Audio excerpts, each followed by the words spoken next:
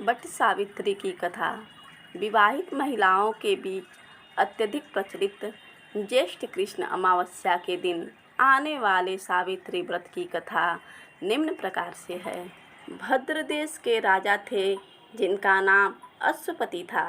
भद्र देश के राजा अश्वपति के कोई संतान न थी। उन्होंने संतान की प्राप्ति के लिए मंत्रोच्चार के साथ प्रतिदिन 1,00,000 आहुतियाँ दी। 18 वर्षों तक यह क्रम जारी रहा। इसके बाद सावित्री देवी ने प्रकट होकर वर दिया कि राजन, तुझे एक तेजस्वी कन्या पैदा होगी। सावित्री देवी की कृपा से जन्म लेने के कारण से कन्या का नाम सावित्री रखा गया। कन्या बड़ी होकर बेहद रूपवान हुई। योग्य वर न मिलने की वजह से सावित्री के पिता दुखी थे। उन्होंने कन्या को स्वयं वर तलाशने भेजा। सावित्री तपोवन में भटकने लगी। वहाँ साल्व देश के राजा द्युम्नसेन रहते थे। क्योंकि उनका राज्य किसी ने छीन लिया था, उनके पुत्र सत्यवान को देखकर सावित्री ने पति के रूप में उनका वरण किया। ऋषिराज नारद को जब यह बात पता चली तो वह राजा अश्वपति के पास पहुँचे और कहा कि हे राजन, यह क्या कर रहे हैं आप? सत्यवान गुणवान है, धर्मात्मा है और बलवान भी है, पर उसकी आयु बहुत छोटी है। वह अल्प आयु है। 1 वर्ष के बाद ही उसकी मृत्यु हो जाएगी। ऋषिराज नारद की बात सुनकर राजा अश्वपति घोर चिंता में डूब गए। सावित्री ने उनसे कारण पूछा तो राजा ने कहा, पुत्री, तुमने जिस राजकुमार को अपने वर के रूप में चुना है वह अल्प आयु है। तुम्हें किसी और को अपना जीवन साथी बनाना चाहिए। इस पर सावित्री ने कहा कि पिताजी, आर्य कन्याएं अपने पति का एक बार ही वरण करती हैं। राजा एक बार ही आज्ञा देता है और पंडित एक बार ही प्रतिज्ञा करते हैं और कन्यादान भी एक ही बार किया जाता है। सावित्री हठ करने लगी और बोली, मैं सत्यवान से ही विवाह करूंगी। राजा अश्वपति ने सावित्री का विवाह सत्यवान से कर दिया। सावित्री अपने ससुराल पहुँचते ही सास ससुर की सेवा करने लगी।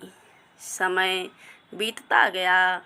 नारद मुनि ने सावित्री को पहले ही सत्यवान की मृत्यु के दिन के बारे में बता दिया था। वह दिन जैसे जैसे करीब आने लगा, सावित्री अधीर होने लगी। उन्होंने 3 दिन पहले से ही उपवास शुरू कर दिया। नारद मुनि द्वारा कथित निश्चित तिथि पर पितरों का पूजन किया। हर दिन की तरह सत्यवान उस दिन भी लकड़ी काटने जंगल चले गए। साथ में सावित्री भी गई। जंगल में पहुंचकर सत्यवान लकड़ी काटने के लिए एक पेड़ पर चढ़ गए। तभी उसके सिर में तेज दर्द होने लगा। दर्द से व्याकुल सत्यवान पेड़ से नीचे उतर गए। सावित्री अपना भविष्य समझ गई। सत्यवान के सिर को गोद में रखकर सावित्री सत्यवान का सिर सहलाने लगी। तभी वहाँ यमराज आते दिखे। यमराज अपने साथ सत्यवान को ले जाने लगे। सावित्री भी उनके पीछे पीछे चल पड़ी। यमराज ने सावित्री को समझाने की कोशिश की कि यही विधि का विधान है, लेकिन सावित्री नहीं मानी। सावित्री की निष्ठा और पतिपरायणता को देखकर यमराज ने सावित्री से कहा कि हे देवी, तुम धन्य हो। तुम मुझसे कोई भी वरदान मांगो। सावित्री ने कहा कि मेरे सास ससुर वनवासी और अंधे हैं, उन्हें आप दिव्य ज्योति प्रदान करें। यमराज ने कहा, ऐसा ही होगा, जाओ, अब लौट जाओ। लेकिन सावित्री अपने पति सत्यवान के पीछे पीछे चलती रही। यमराज ने कहा, देवी तुम वापस जाओ।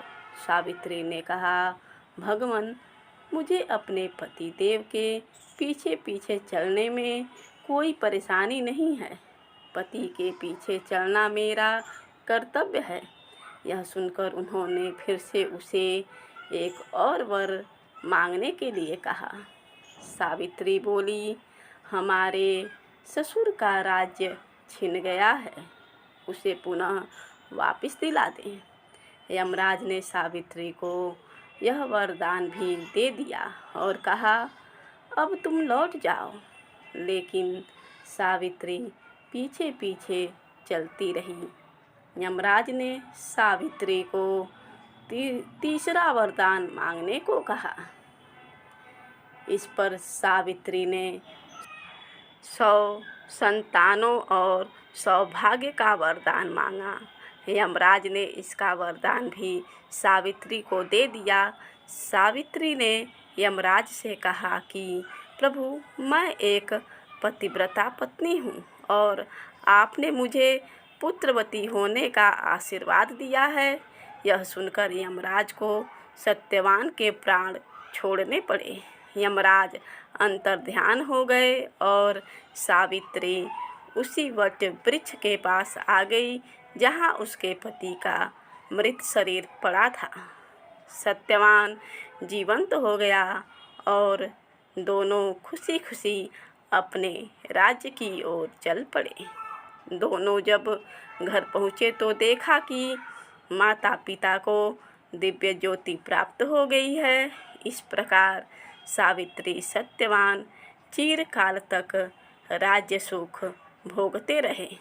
अतः पतिव्रता सावित्री के अनुरूप ही प्रथम अपने सास ससुर का उचित पूजन करने के साथ ही अन्य विधियों को प्रारंभ करें। वट सावित्री व्रत करने और इस कथा को सुनने से उपवासक के वैवाहिक जीवन या जीवन साथी की आयु पर किसी प्रकार का कोई संकट आया भी हो तो टल जाता है। वट सावित्री व्रत करने वाले को यह कथा विधिपूर्वक सुननी चाहिए और अपने वैवाहिक जीवन को सुखी बनाना चाहिए।